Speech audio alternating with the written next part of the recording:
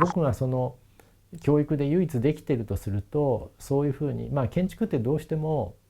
なんていうんですか、慣習的な思考に縛られやすいですよね。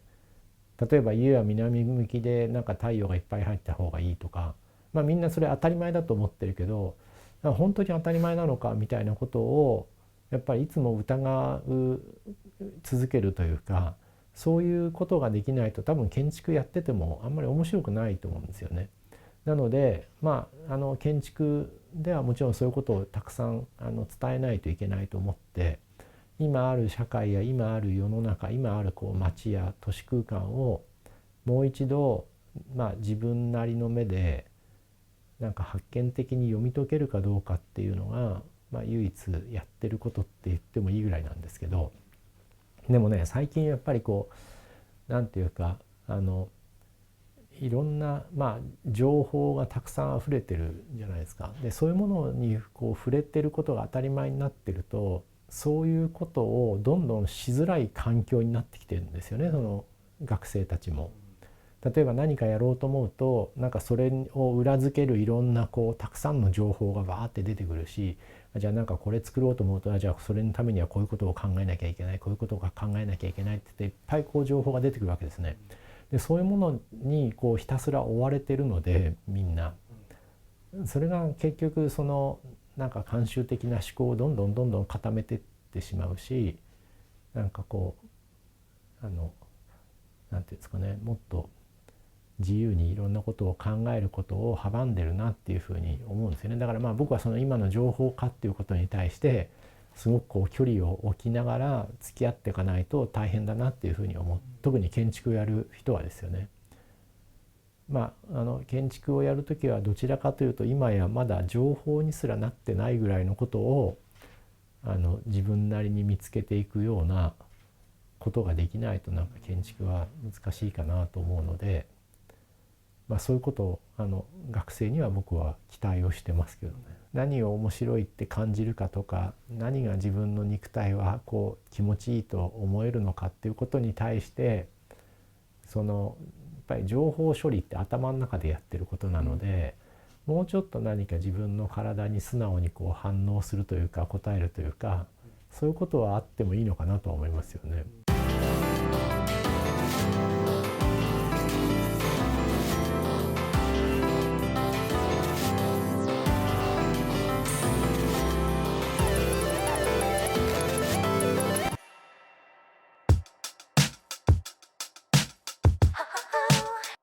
遊ぶのはもうなんか思いっきり遊んだ方がいいと僕は思うんですよね。僕もなんか遊ぶのは大好きだったので、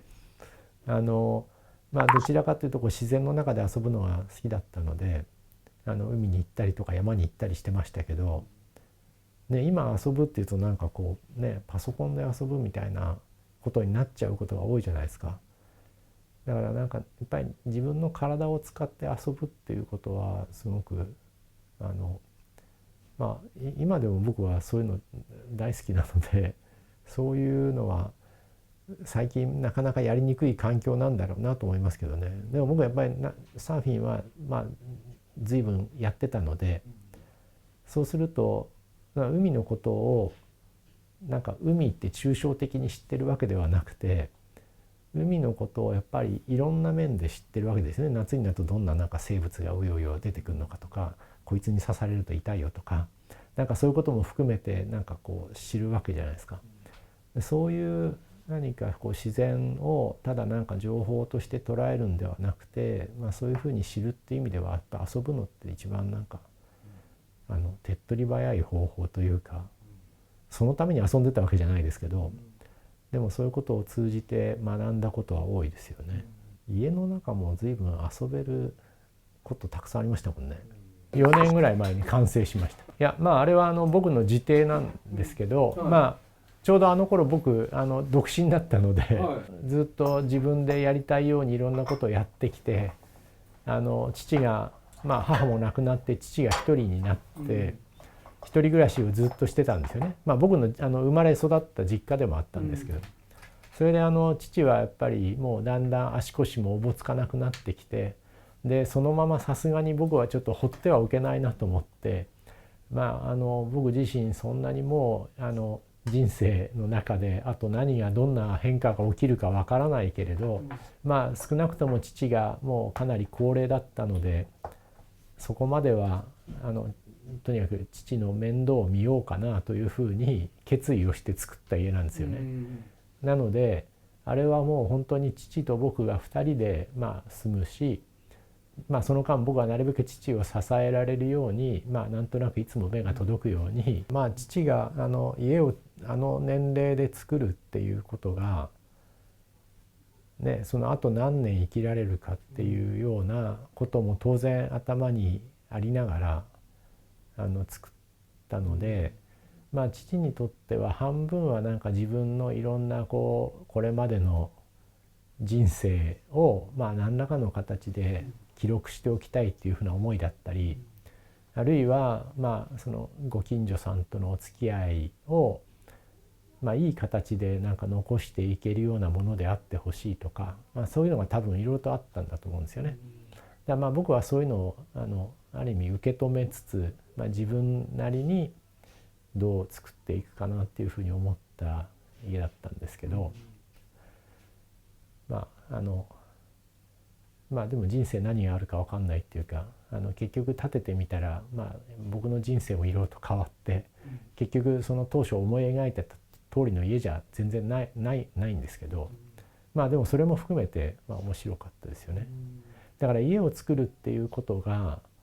何て言うんですかね、その家ってなんか何歳ぐらいの時に作るかによって随分なんか考え方が違うような気がするんですけど、僕はそういう意味で言うとなんか父に貢献したいというか、父をなんとか面倒を見ようと思って、そういう意味でのなんか非常に自分のための家っていうよりは、むしろ人のための家というか父のための家っていう感じだったんですけど、父にとっては多分何かご近所さんのための家だったり、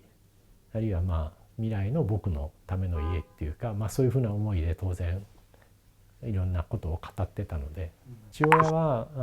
もともとは映画の美術監督をしていて、それこそ日活の映画が全盛期時代に美術監督をしてて、その後大阪万博で岡本太郎さんと一緒に大阪万博の太陽の塔のプロデュースをしていたので、そういう意味で好きなように父もいろんな仕事に携わってきた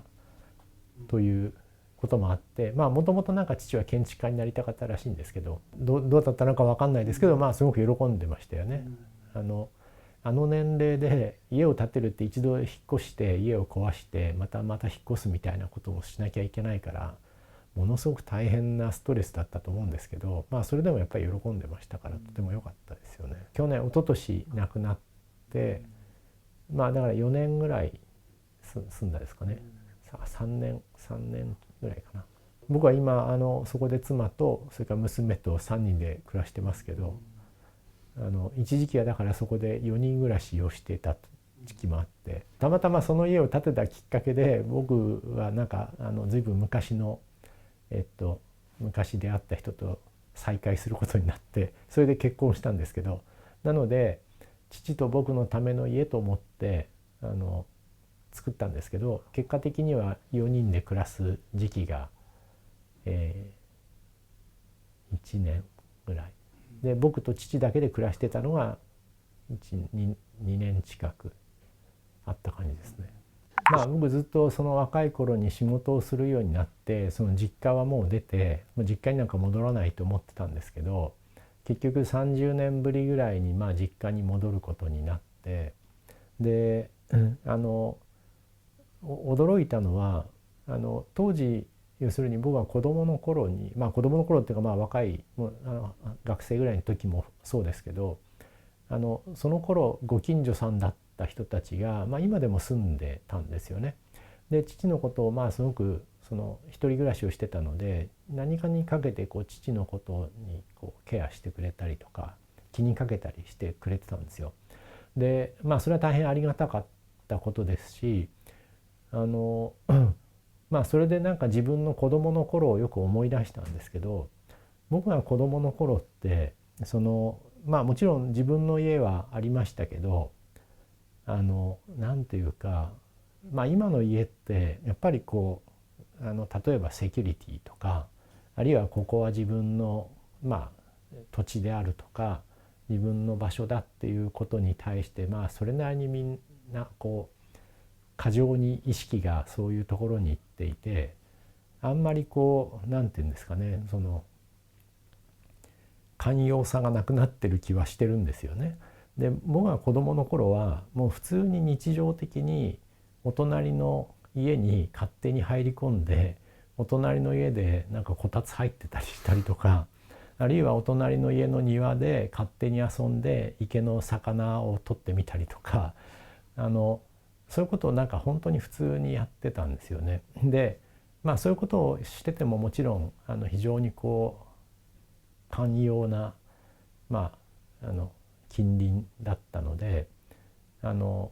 自分の家はもちろんあったんですけど、お隣の家のこともよく知ってたし、でお迎えにもまあ当時農大の僕、まあ、東京農大がすぐ近くなんですけど、東大の学生寮があって、まあ、学生寮っていうか農大の学生のためのアパートかな。でそこもね仲のいい学生がいっぱい子どもの頃できて、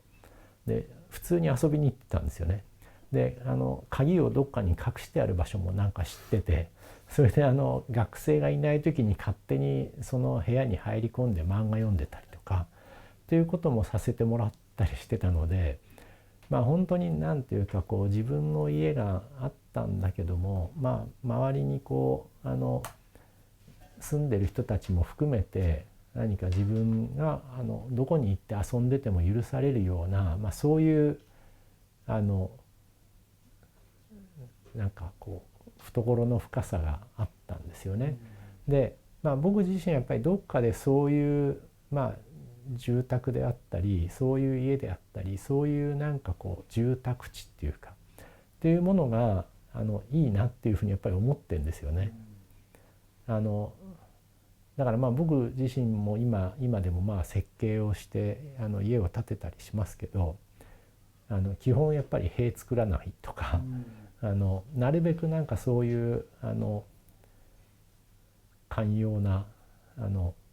空気が作られるといいなと思って作ってるところはありますよね。そういうことで言うとね、また僕の非常にこう個人的な体験っていうか、まあほぼ僕の原風景みたいなものかもしれないんですけど、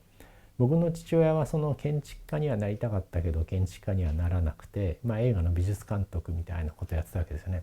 でまあ常にだから映画のセットを作ったりとか、なんかまあ万博でももちろん何かものを作る現場にいたので、なんかね僕の家もね日常的に大工さんが入っていっつも増改築が繰り返されてたんですよ。でその増改築の仕方が今思えばかなりこう異常な増改築のされ方で、それは父親が多分なんかまるで映画のセットでも作るかのような感覚で家を作り直してたんだと思うんですけど、ちょうど小学校ぐらいから中学ぐらいにかけてある時家に帰ると突然居間の壁がなんかガランってなくなってんですよね。全くなくなってこう、外までなんかツーツーになってるんですよ。で何が起こるのって言ったら、いやちょっと部屋足りなくなったから一部屋足すことにしたみたいなことを言って、それで一部屋なんか工事が始まったりして、でまたある時それからまた何年か、まあ大して時間経ってないんですけど1年か2年ぐらいしてまたある時家に帰ると今度屋根がないんですよ家の。当時平屋の家に住んでたんですけど、あ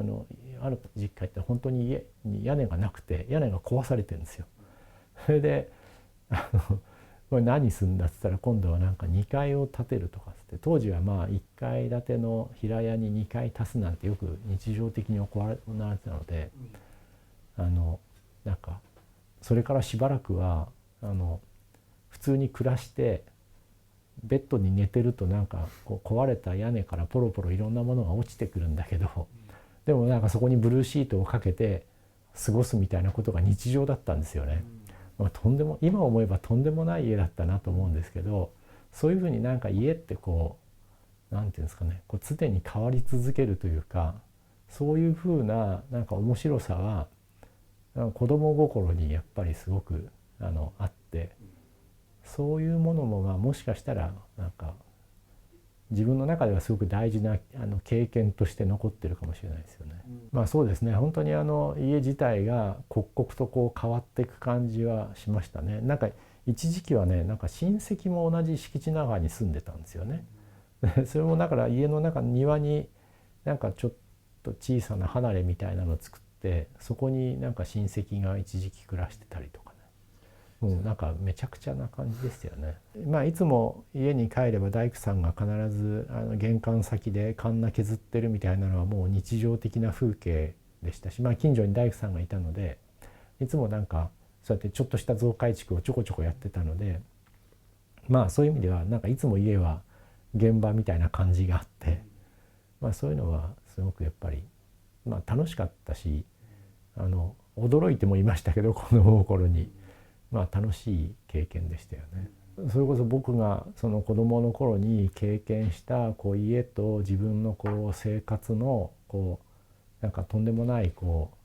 変化というかありようっていうのは、多分なんかどんな子供やどんなこう家にもなんか必ず多かれ少なかれあるんじゃないかというふうに期待をしていて、なんかそういう中でその描かれた家っていうのが、まあ、正直たくさん見てみたいっていうのはありますよね。その子どもたちが一体家って言った時に何をこう思い浮かべるのかとか、まだね子供だとなんかそのいきなり原風景みたいな話にはなんないと思うんですけど、むしろなんか自分のなんか家でその経験、まさにこう知っていることとかしてきてることみたいなことがなんかあるといいなっていうふうには思うんですよね。なんかまあちょっと僕の話ばっかりで申し訳ない。僕もう一つね、僕なんか自分の家ですごく記憶に残ってるのは、まあ父親がそういう仕事をしてたっていうのもあるんだと思うんですけど、僕の家のね居間の壁はね何描いてもよかったんですよね。落書きをしていい壁だったんですよ。でまあ父親は絵がうまかったので、いつもなんかこう絵をこうなんか手本みたいなのを描いてくるわけですよね。でそれ真似して僕もなんか猫の絵描いたりとか、もちろんなんかいろんな絵を描いて、でなんか壁が一面模造紙でその絵がいっぱいになるとこう模造紙バーって剥がしてまた新しい模造紙貼るみたいな、そんなあれだったので、なんていうんですかね、こう家自体がもう勝手に何を自分がしてもいいような、まあ、そういう場所でもあったのもやっぱり楽しかったんですよね。だからまあそういうなんか本当にちょっとした日常のことから何かそういう少し長い時間も含めてなんか、まあ、子供今の皆さんというか子供さんたちがどんなふうに家っていうものとこうなんかこう関わり合ってるのかっていうのが、まあ、一番見てみたいとこですね。なんか建築教育ってことじゃないですけど、例えばこう街を歩いてなんかこの家こんなところが面白いよねって言って子供と一緒に街を探検するとか、あるいはまあ一個の建築でもいいと思うんですけど、その建築をこうなんか子供たちと一緒に普段見るところ以外のところも含めてなんかこう探検してみるみたいなことはやったら楽しいだろうなと思うんですよね。でそういうのがまあなんか広い意味でのこうなんていうか公共っていうかの気持ちというか、そういうものを育てていくんじゃないかなとは思いますよね。なんか国によって全然違うところもあるんでしょうけど、一方で国を越えてなんかこうお互いに響くところもたくさんあると思うのが、まあその子供で、子供って別になんか国越えて普通に遊べたりするところもあるじゃないですか。そういうのがなんかこう家を通じて出てくるといいですよね。やっぱり家に対してはそれなりにやっぱり夢も持ってるし希望も持ってるし、なんか将来の子供にとってどうあるべきかっていうことをかなり真剣に考えてる方多いんですよ。でも一方でまあ何ていうんですか、こうすると近隣からこう言われちゃうかもしれないとか、なんかこういうふうにするとなんかもちろん法的にこういうのはちょっと許されないとか、まあなんかこうなんていうんですかね、いろいろとこう気を使うことがなんかものすごく増えちゃってますよね今。いい部屋どこ？お部屋探ししはエイブルエイブル、お部屋探しはエイブルエイブル、お部屋探しは検索より相談だ。エイブル。おおらかさがなくなってるというか、僕ね最初はね自分の家は誰か建築家にお願いしようと思ってたんですよ。自分で作るほど地獄はないだろうなと思って。というのはなんかこう建築家の仕事ってやっぱりいろんな人とやるから面白いんですよね。一人じゃどうせなんかできないっていうか、だからなんか建てる人がいて、その人となんかある意味こう結局共同作業みたいなとこあるじゃないですか。で自分の家となっちゃうともうなんか自問自答するわけですよね。それってなんか自分のこうもちろん限界も見るし、なんかまた自分でなんかまた同じことやっちゃったみたいな、そういうなんかこうフラストレーションもあるだろうし、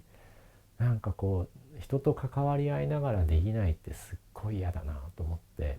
で自邸は絶対僕はなんか誰かに頼むって思ってたんですよ。でもたまたまだからまあ今回は父がまあそのある意味クライアントじゃないけど、父が結局なんかいろんなことを言ってくるのが、まあ、逆に幸せなことでもあったというか、で家を建てるっていうことがだから父にとってはこうなんか生きることと一緒なんですよね。なんかこうまだこの先何年か分かんないけど生きていくっていう、生きていくと同時になんか息子にも何か残したいっていうふうな思いがあったりとか、いろんなそういうその年なりの生きるっていうことに対してなんか切実に向かい合った感じのなんかプロセスなので、だから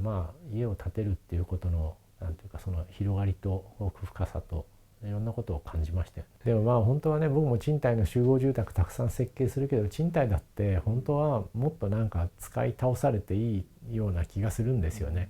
で別になんかね、日本はやっぱりどうしても新築とかなんか